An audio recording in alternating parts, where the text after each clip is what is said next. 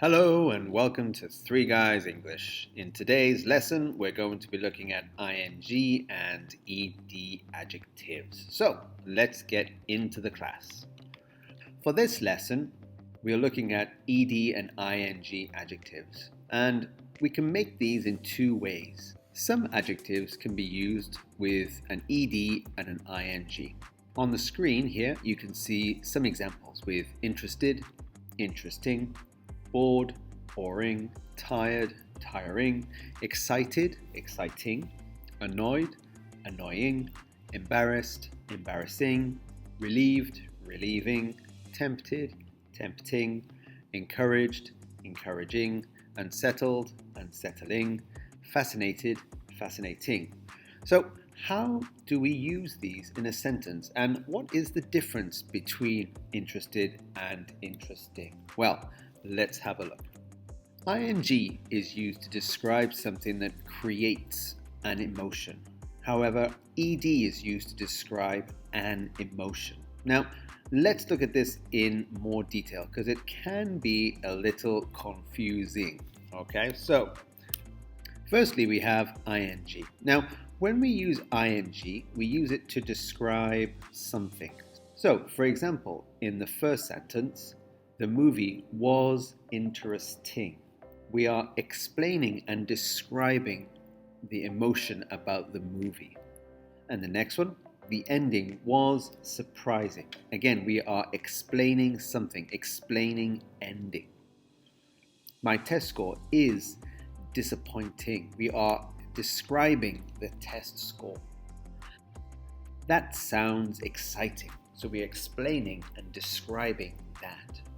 She said the book was boring.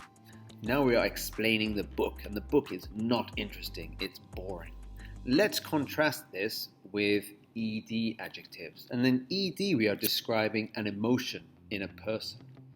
For example, in the first sentence, I was so bored last night. We are explaining that the person's emotion is boredom. He's feeling bored.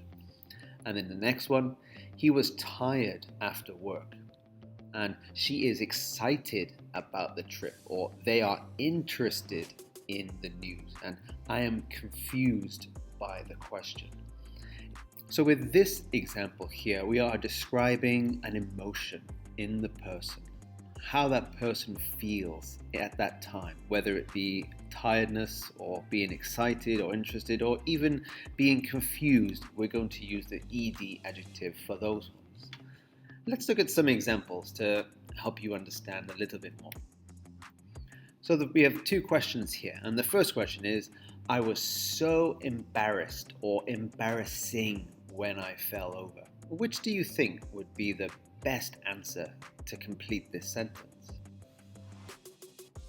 Yes, it's embarrassed, because I'm describing my emotion. I was so embarrassed when I fell over. And number two, the interview questions were so confused or confusing. Would it be okay to say the interview questions were so confused? That would sound a little bit strange because we're describing the emotion that it creates. So the interview questions were so confusing. Here are some more questions. That sound is very annoyed, or that sound is very annoying. Listen to those two examples. Which sounds the best to you? That sound is very annoyed, or that sound is very annoying?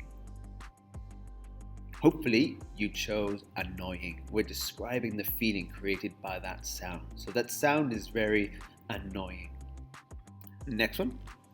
The fans were disappointed that the team lost, or the fans were disappointing that the team lost. What do you think would be the best answer for that?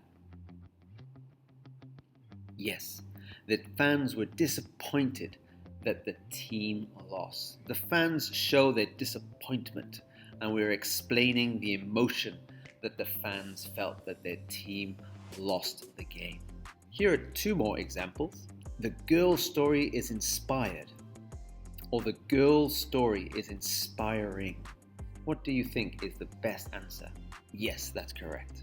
The girl story is inspiring. We're describing the emotion that the story creates. It's inspiring.